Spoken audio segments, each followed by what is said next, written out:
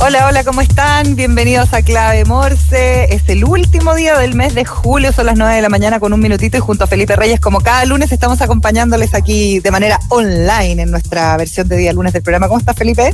Muy bien, ¿y tú, Elena, cómo estás? Bien, tenemos un programa muy entretenido hoy día y la verdad es que hoy día se cumple, o ¿cómo es que dice el dicho? No hay no sé qué que no se cumpla ni plazo. Ya, me salió pésima esa asociación, pero hoy día debiera por fin alcanzar su rumbo el acuerdo, el pacto fiscal, el acuerdo tributario.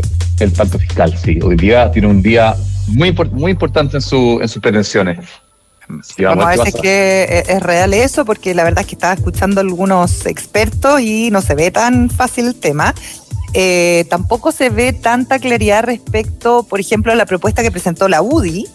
La gente que sabe, que es más técnica, dice que no es tan buena la propuesta, a pesar de que está Michelle Lavé atrás de la UDI y todo trabajando con ellos, parece que no es tan adecuada para la realidad país. Otra cosa que estaba escuchando muy interesante, Felipe, es que hay un porcentaje importante de empresas en este país que pagan muchos impuestos, o que pagan sus impuestos, sí, pero que son empresas de personas, ¿no? Muchas veces pueden ser MIPE, claro, pymes, pero que finalmente una persona.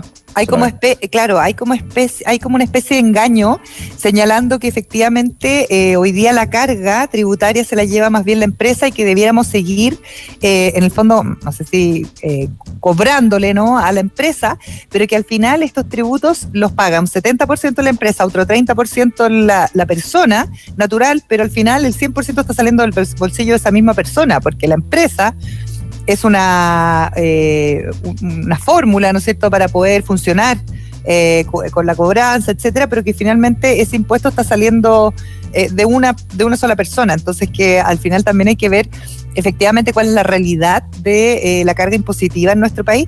Y otra cosa interesante que estaba escuchando hoy día, ¿sí?, es que no tenemos cifras actualizadas de la elusión y la evasión, porque hay cifras que son muy antiguas y que el Servicio de Impuestos Internos, si bien prepara unos informes muy interesantes y muy completos para, por ejemplo, lo que sucede con la discusión del presupuesto, etcétera, en cuanto a elusión y a evasión, son pocas las cifras reales que tenemos hoy día y actualizadas, y se está haciendo mucho hincapié eso para el pacto fiscal, pensando en que a través de la fiscalización e intentar que no haya tanta evasión y elusión, se va a recaudar más.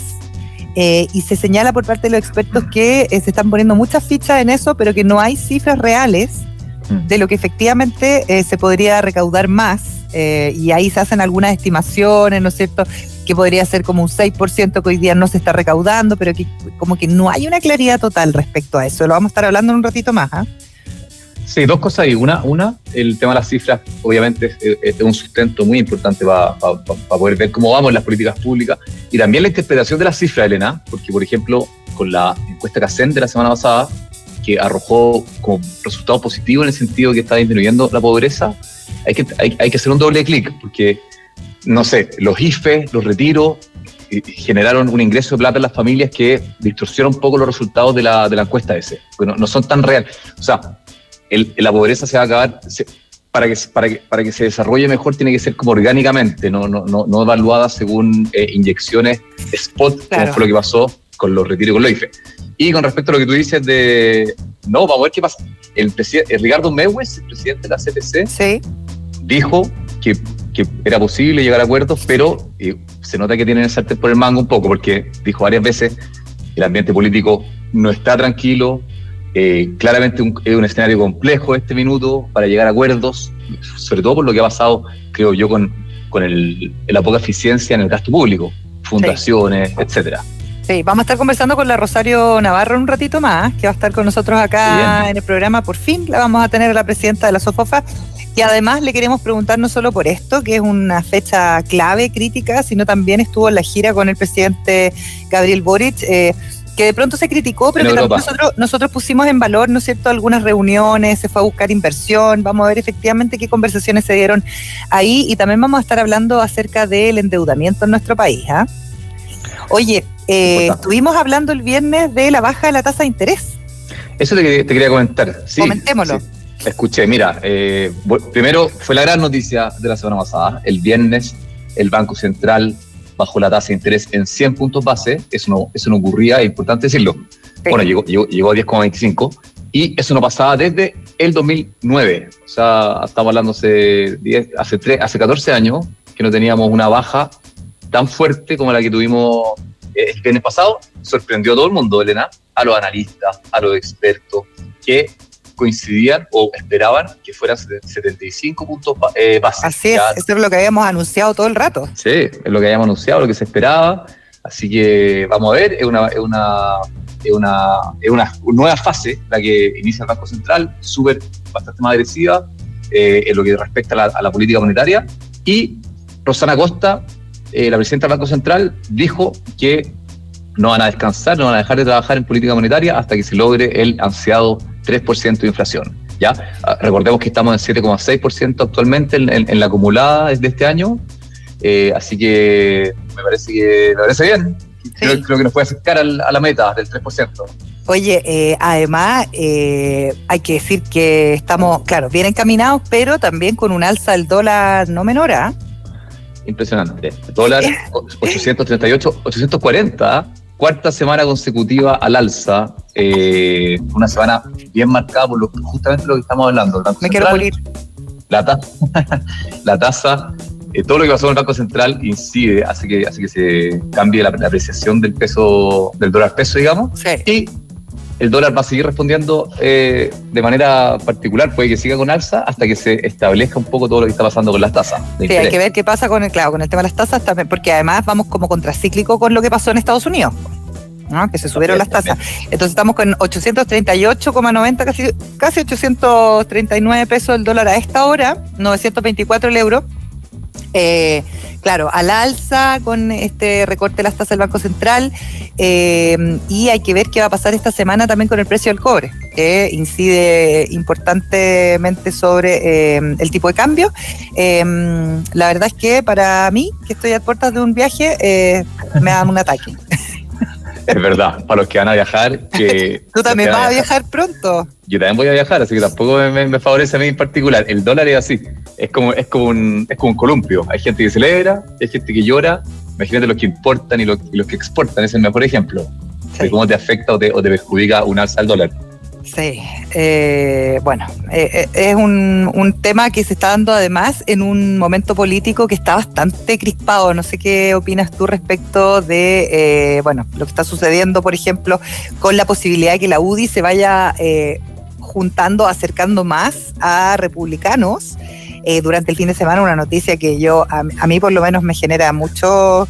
Me deja como muy quisquillosa respecto a lo que pueda pasar también con la nueva constitución, el proyecto de nueva constitución, y tiene que ver con que republicanos dicen que cuando sea mayoría van a eliminar el proyecto de aborto en 3 causales. Entonces empieza a instalarse el tema valórico como uno de los grandes temas, y también se ha ido instalando en el nuevo texto constitucional, y la verdad es que uno dice, pucha, ¿cuánto de eso debiera estar instalado en la constitución? O al menos qué percepción queda también en la gente, ¿no? Y a la hora de decir, oye, vamos por este nuevo texto o no, yo creo que se empiezan a complicar un poco ahí las ideas y se empiezan a enredar, y creo que no son buenas no son buenas señales, eso, exactamente. Lo hablamos, creo que lo conversamos, Elena, la otra vez, pero sí. En la medida que las posturas empiezan a meter capricho, porque temas valóricos a veces son más... Yo encuentro que son más caprichos comparado con otros temas que son mucho más trascendentes y más horizontales a lo que le ocurre a la ciudadanía y pueden mejorar a todo el espectro de la población, digamos. Entonces, es una amenaza completamente. O sea, cuando empiezan a darse estos gustitos un poquito más valóricos extremos, inmediatamente tambalea la posibilidad de que la Constitución sea aprobada, encuentro yo.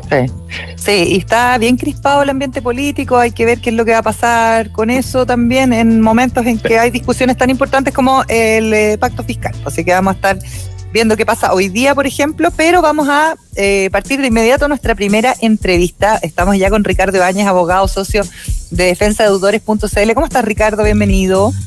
Muy bien, ¿y tú cómo vas? Bien, todo bien, un gusto tenerte por aquí. Sí, tu vida. Oye, bien, todo bien, pues aquí como día lunes. Estamos empezando con Felipe y para evaluar un poquito una información que fue entregada por la Comisión de Informes Financieros que revela que los montos de préstamos otorgados, por ejemplo, a las mujeres llega a un 36% del total de préstamos, el mayor nivel del que hay registros. ¿Por qué las mujeres hoy día entonces están con mayor deuda? Es una de las cosas que te vamos a preguntar, Ricardo, pero primero, ¿por qué no hacemos quizás como un paneo, una radiografía así como un poquito más amplia de lo que está pasando con las deudoras y los deudores en nuestro país al segundo semestre del 2023? Sí, bueno, estamos frente a una situación, desde mi perspectiva, bastante delicada, porque hemos visto con bastante preocupación como que esta panacea toda esta, discúlpeme los términos coloquiales, pero no me quiero ir en lo técnico porque son muy duros, pero como que toda esta buena onda del COVID y post-estallido social ya se acabó, ¿ya? O sea, ya no hay a dónde más echar mano. Recordemos que cuando parte todo esto del COVID, la banca proactivamente repactó y renegoció créditos hipotecarios por 6 meses, donde muchos, inclusive, yo lo confieso, hice clic en la página del banco y se me tiraron automáticamente 6 meses de crédito hipotecario para el final. Tuvimos el retiro del 10%, tuvieron los créditos FOGAPE, entonces hubo como mucha liquidez y eso llevó a que en un momento 400.000 personas salieran de ICOM más o menos. Y bueno, recordemos este tiempo en que se acabaron los autos, se acabaron los televisores, en el fondo había como mucha cabida de plata, ¿no es cierto?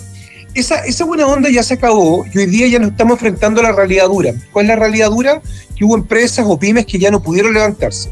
Hubo gente que realmente no pudo volver a encontrar pega o encontró pegas de menor tamaño. Hubo mucha gente vinculada al comercio, que vio como sus ingresos donde tenían un fijo, más comisiones, las comisiones se restringieron. La gente que trabaja en los restaurantes se disminuyó un turno. El otro día leí un reportaje en el diario Pulso que decía que muchos restaurantes de sectores de trasnoche en Santiago estaban cerrando sus puertas a las 11 de la noche y algunos decían, no, es que a lo mejor cambió el hábito de consumo de los chilenos. No, hoy día los dueños de restaurantes con esto se están ahorrando un turno. Muchas veces el almuerzo está partiendo tarde y lo hacen coincidir con la cena. Entonces restaurantes que antes funcionaban a 2 turnos, hoy día funcionan a 1 turno.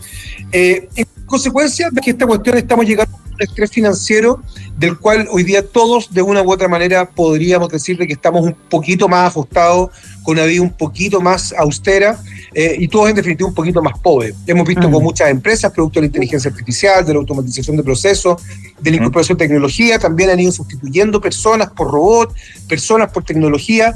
Entonces estamos llegando desde mi punto de vista a un punto bastante delicado en que vemos que empiezan a pagar los platos rotos. Como reza el dicho popular, el hilo se empieza a cortar por lo más delgado. Sí. ¿Qué es lo más delgado? En el caso de las empresas de menor tamaño. Empresas de menor tamaño, tú sabes que a menor deuda, curiosamente, a menor deuda es más problema del deudor y a mayor deuda es más problema de la banca. La gente dice, oye, pero ¿por qué las empresas grandes estos problemas no quiebran? Bueno, porque cuando quiebra una empresa que tiene una deuda de decenas de millones de dólares, si esa empresa quiebra, es problema para el acreedor también. Entonces el acreedor dice, chuta, si este gallo yo no lo ayudo, finalmente me golpea mi estado de resultados. Pero cuando es una pyme que debe 10 palos, 15 palos, 20 millones, 30 millones, 40 millones, es problema del deudor porque generalmente las garantías que le piden a ese empresario, microempresario, cubren la deuda que generalmente una pyme, aparte del crédito que le otorgan a la pyme, está endeudado el empresario, muchas veces su cónyuge, ¿no es cierto?, sus hijos, hipotecando propiedades. Entonces, los créditos los tienen más o menos cubiertos, las grandes empresas no. Entonces, a nivel de empresa, el hilo se corta por las pymes y en el caso de las personas, se corta por 2 personas. Primero, a personas mayores, sobre 55 años, son donde también se nos disparan los niveles de endeudamiento, y en el caso de las mujeres. Y en el caso de las mujeres, María Elena, por una razón bien peculiar y bien dura, no es que las mujeres hoy día estén alcanzando un grado de endeudamiento porque, oye, no, el emprendimiento femenino y están montando pastelería y están montando talleres de las psicólogas se están independizando, sí, o están montando, no están emprendiendo. No es plata para emprender. El endeudamiento de la mujer es generalmente un endeudamiento orientado al consumo y orientado, ¿qué es lo negativo de orientarlo al consumo? Que es un endeudamiento de corto plazo, punto uno. Claro. Y un endeudamiento de altas tasas de interés. Hoy día la mujer se está endeudando para ayudar a su pareja que no ha podido encontrar pega, se está endeudando para en este invierno, bueno, hoy día estamos con días calurosos, pero no olvidemos que hace unos días, un par de semanas tuvimos un frío duro, para poder comprar parafina, para poder comprar gas. se está endeudando para poder ir al supermercado, se está endeudando en el fondo para que la casa pueda funcionar.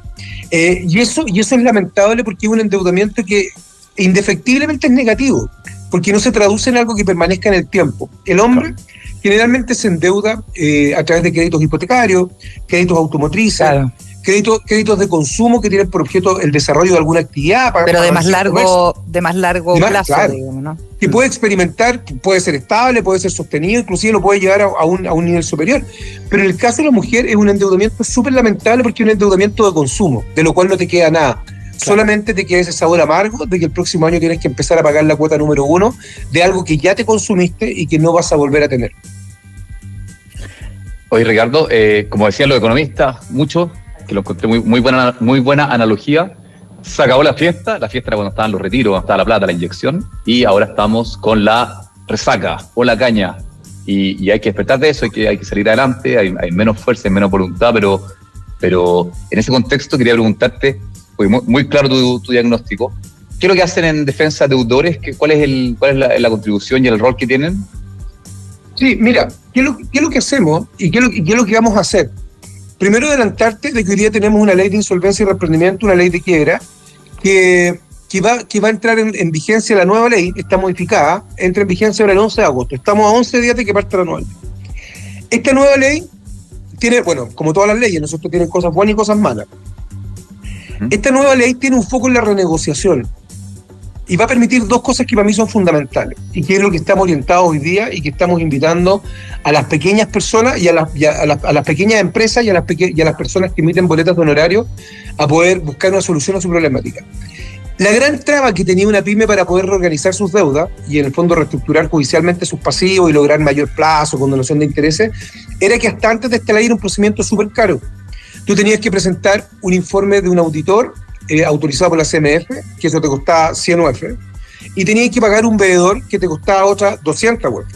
Y todavía tenías que de ahí recién empezar a pensar en abogados, ¿no es cierto? Entonces, nosotros cuando nos enfrentábamos a una pyme, y tú le decías, mire, hay que hacer esto, necesitamos el informe del auditor, necesitamos el veedor, tráigame 300 UF cash, porque ahí ellos no te dan ninguna facilidad de pago. Imposible. 300 UF son 12 millones de pesos prácticamente. Exacto. No 11 millones de pesos. Entonces, a una pyme que tiene una venta anual de 120 millones de pesos, 240 millones de pesos, que te venden 20 palos al mes, que tiene un margen del 30%, es decir, se gana 6 millones de pesos, y tú le dices, necesito 12 para que nos sentemos a conversar con lo que te dice, ¿de dónde? ¿De dónde se los saca? Claro. Y que pymes de esa, Chile está plagado, que venden 20 millones de pesos mensuales, ¿no es cierto? Entonces, para esas pymes, hoy día, hay un procedimiento que no es necesario el informe del auditor, basta una declaración jurada del deudor, y se crean estos veedores clase D que de una u otra manera van a ser bastante más baratos. Estamos hablando del orden de las 50 UF honorario promedio.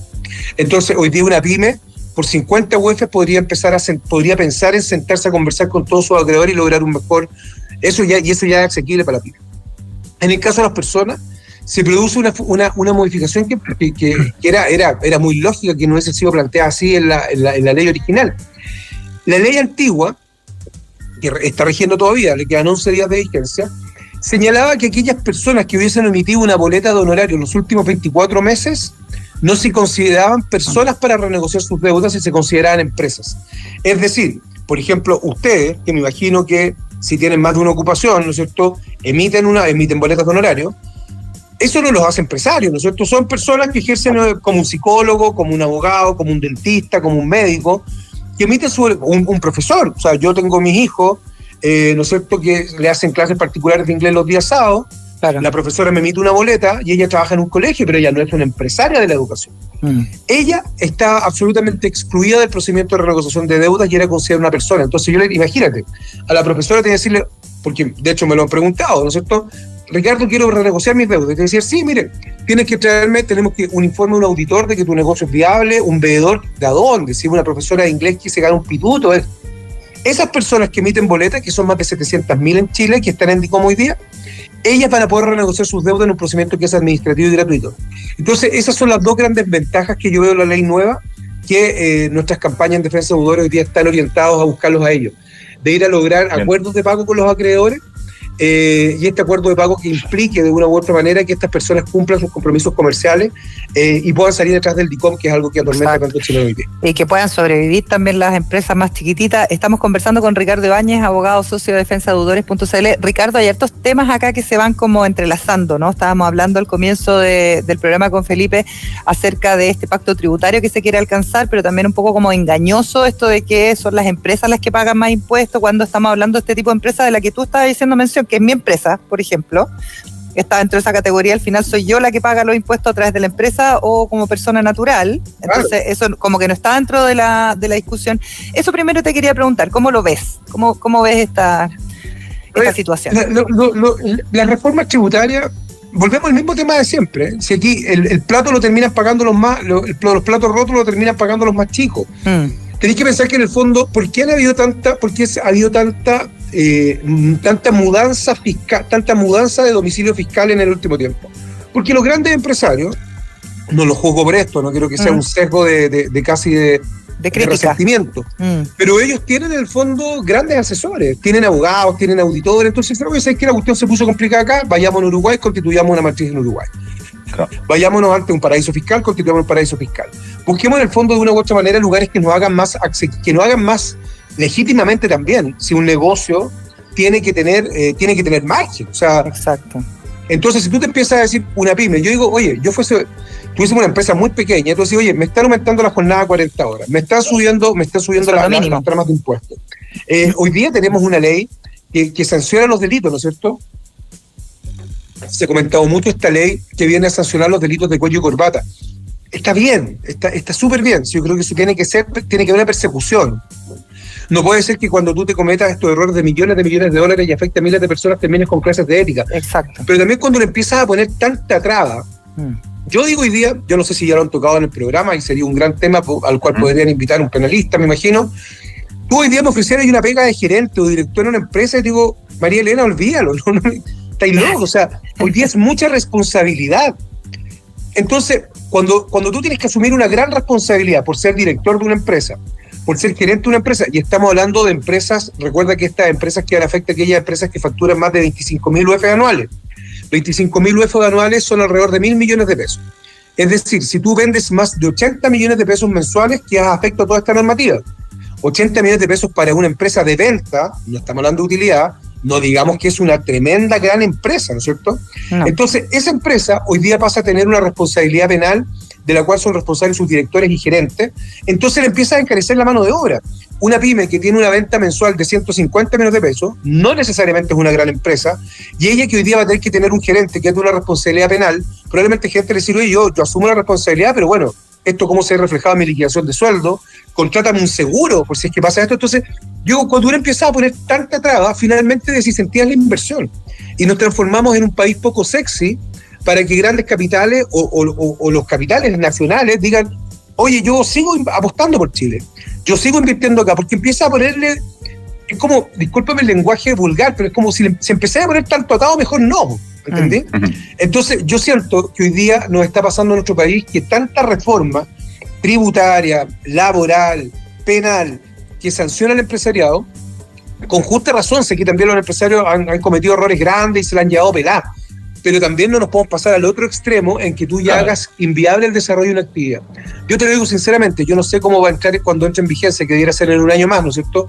Una vez que sea publicado, si nosotros en agosto, septiembre del 2024 deberíamos tener la nueva ley de responsabilidad penal de la empresa, de la persona jurídica.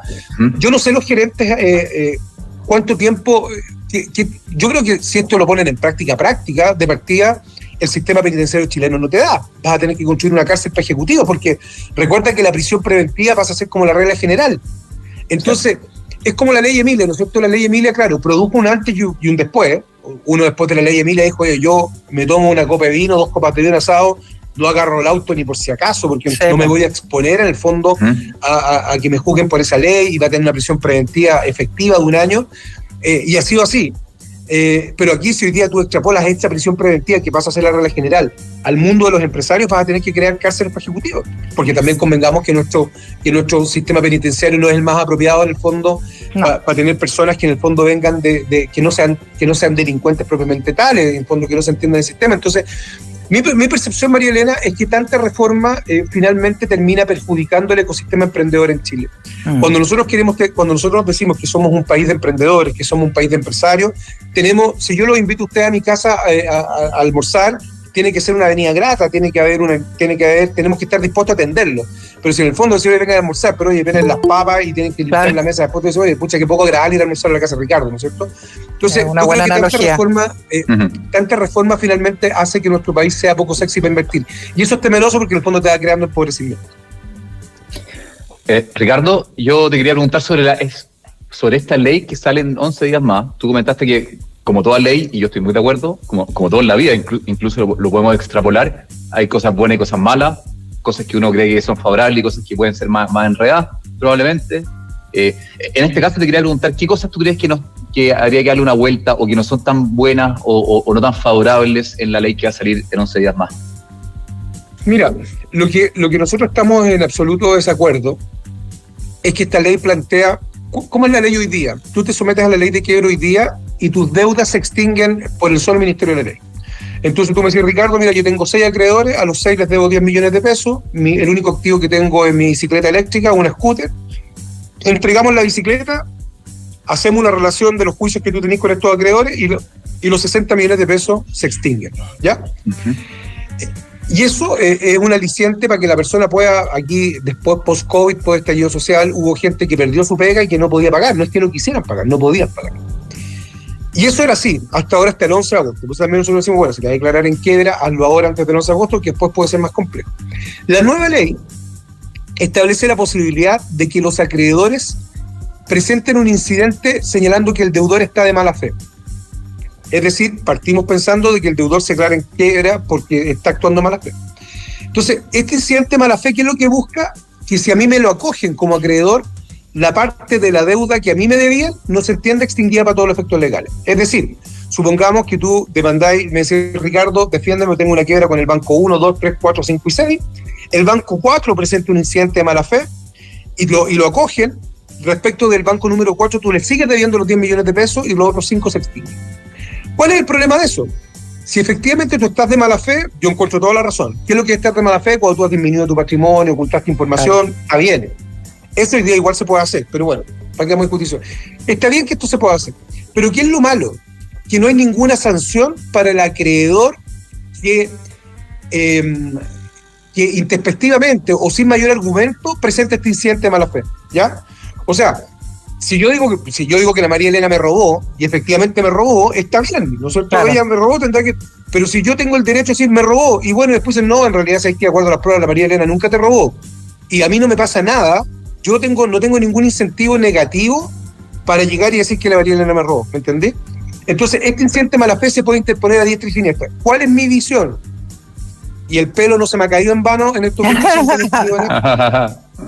¿Cuál es mi visión? De que esto va a ser una herramienta de negociación por parte de los bancos en contra de los acreedores. Entonces, decir, ok, declararte en quiebra, pum, te tiro un incidente de mala fe. Entonces, va a ser una herramienta de presión. 2, va a ralentizar los procesos. Porque hoy día un procedimiento que corría más o menos por un carril expedito, hoy día se puede trabar. Imagínate, nosotros que atendemos básicamente personas, en promedio nuestros clientes tienen 4 a 5 acreedores. Imagínate cuando tú atiendes empresas, que también atendemos, que tienen 25 acreedores. Claro. Porque tienen a todos los bancos, tienen factoring, tienen sociedades de garantía recíproca, tienen proveedores. Generalmente cuando tú pides la quiebra de un deudor persona natural, el gallo le debe al banco 1, al banco 2, al retail 1 y al retail 2. Esas son sus deudas. Y a la caja de compensación, 5 acreedores. Cuando tú atiendes una empresa, imagínate una constructora, tenés la ferretería, el gallo, los de seguridad, el contratista de las ventanas, o sea, puedes tener 40 acreedores, 50 acreedores. Sí. Piensa que la quiebra de la constructora Fernández Gut tenía 1.500 acreedores. Imagínate un juicio con 1.500 incidentes. O sea, claro. es para volverte loco. Entonces, vas a ralentizar los procesos y 2, obviamente vas a encarecer el proceso para el deudor. Puedo decir, oye, María Elena, Ricardo, declárame en quiebra mi empresa, ningún problema, María Elena, ¿y cuánto me cobráis? X. ¿Cuántos acreedores tenéis? 50. 1000. Oye, es distinto Claro. el honorario para la María Elena. Por supuesto. Por un proceso que no tiene incidente, que yo tengo que defenderla en 50 microjuicios. Para que entendamos lo que es un incidente, son como juicios chiquititos dentro del mismo juicio principal. Entonces, mi percepción es que este incidente de mala fe es algo absolutamente negativo, que va a ser una herramienta de presión para el deudor, para buscar acuerdos de renegociación y de pago. Va a ser una herramienta de uso indiscriminado por parte de algunos acreedores. Va a ralentizar los procesos, los va a hacer mucho más largos y por sobre todo los va a hacer más caro para el deudor. Eso para mí es el gran punto negativo de esta normativa que ha beneficiado a tantas personas que legítimamente lo ocupan, porque todos tenemos derecho a equivocarnos. Sí. Todos tenemos, cuando fuimos al colegio, si repetíamos un curso, teníamos derecho a hacerlo de nuevo. Te quería preguntar súper breve, porque ya estamos en momento de ir a la pausa, pero me gustaría que no quedara pendiente el tema de la informalidad, que es mi nueva obsesión y que creo que es un tema a considerar, sobre todo cuando estamos pensando en el paupérrimo crecimiento que vamos a tener económico, independiente de las bajas las tasas de interés. ¿Cómo ves tú el tema de la informalidad? ¿Cómo has visto que ha crecido? ¿Cómo lo estás viendo desde la deuda? Desde el punto de vista de la deuda, los créditos informales se han tomado el endeudamiento de los segmentos más desposeídos de la población. O sea, hoy día los créditos informales están afectando, volvemos al mismo tema, ¿a quién afecta? Al comercio de menor tamaño. Uh-huh. ¿Quién es el que se endeuda? ¿Quién es el que se endeuda en estos préstamos en el gota a gota? El comerciante, el colero de las ferias libres. O sea, tú te vas a ese tipo de comercio, el comercio más informal, al comercio más pequeño, y la deuda informal que tienen es gigante. Y lo principal que nos hace perder competitividad, porque es un endeudamiento con altas tasas de interés. Segundo, golpea a la mujer. La mujer hoy día, que en el fondo, porque no nos olvidemos, María Elena, que en los segmentos más bajos de la población, y en los no tan bajos también, el fiado sigue siendo una institución que existe.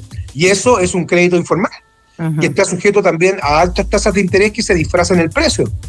Y afecta, y esto es lo más lamentable, que el otro día me habían invitado a una entrevista a lo mismo, y teníamos números súper duros. Afecta al adulto mayor. ¿Y sabéis lo que pasa con el adulto mayor? Que por último, el comerciante pequeño, la mujer, mira, es gente que todo se puede volver a reinventar, hay gente que es comerciante, y el comerciante, si le da mal vendiendo una cosa, le da mejor después vendiendo otra. Pero en el caso del adulto mayor, este endeudamiento informal les toma el único activo que tienen. Tú, cuando ves el diario, y sobre todo los diarios impresos, porque es el que el adulto mayor, ¿no es cierto?, nos informa a través del smartphone, ni a través del computador, ni a través del iPad. Sigue leyendo el diario. Cuando ves estas caluguitas que dicen créditos con DICOM, con garantía hipotecaria, ¿tú te acuerdas del caso, cómo se llama esta, que eran unos hermanos, ¿te acordás que estuvieron presos, que prestaban plata con casa en garantía en los años 90? Ah, sí, me acuerdo. Bueno, se me va a venir el nombre. Pero hoy día, en el fondo, tenemos este endeudamiento a través de estas herramientas que le llaman leaseback y retrocompra y retroventa, donde los adultos mayores, que el único activo que tienen en su casita, que se han sacado la mugre trabajando, que probablemente pagaron un crédito hipotecario durante años, o bien son casas sociales que pudieron tener, hoy día las dejan en garantía por créditos que son paupérrimos. Yo me ha tocado ver adultos mayores que por un crédito de 3 millones de pesos han dejado en garantía su casa, no han podido pagar el crédito y han perdido su casa por 3 palos. Y como en el fondo son figuras de retroventa, yo te vendo la casa a ti, tú me pasas plata y te empiezo a pagar un arriendo con una opción de compra. Entonces, ni siquiera es que se desenvuelvan a través de un juicio. Por último, cuando es un banco o cuando es una casa comercial, hay un juicio en el cual tú puedes defender y puedes pelearlo un poco. Aquí no, aquí tú me pasaste en tu casa, tú me quedaste pagando un arriendo, no me lo pudiste pagar, listo, yo, María Elena, el contrato se terminó, la casa es mía. Entonces el endeudamiento informal afecta, como digo, estos tres grupos muy duros: al comercio pequeño, a la mujer y al adulto mayor. Y en el caso particular del adulto mayor, doble clic, lo hace comprometer el único patrimonio, con lo cual que logra que una persona termine sus días pobre y en la calle. Ricardo Ibáñez, abogado socio de defensa de deudores.cl, muchas gracias por esta conversación con Clave Morse, que te vaya muy bien. Se nos hizo corto el tiempo. Muy bien, que tengan una gran semana. Chao, igual. Nosotros vamos a hacer una pequeña pausa, pero yo te quiero decir que el App Marketplace es la tecnología que permite comercializar tus productos en marketplaces internacionales. Conecta, publica y gestiona integradamente muchos canales a través de una sola plataforma. Vas a encontrar distintas herramientas para optimizar y eficientar tus ventas globales. Exportar y vender en marketplaces nunca fue tan fácil. Conectamos Latinoamérica con el mundo. Excelente. Y yo te quiero contar de IDEMAX, que en IDEMAX impulsamos y damos vida a un futuro con empresas y negocios relevantes para el mundo. Somos una consultora de negocios que piensa sin límites para impactar el futuro de cada empresa. Transformamos el presente para impactar el futuro. Negocios, proyectos e innovación, visítanos en idemax.com. Vamos a una pausa y ya volvemos.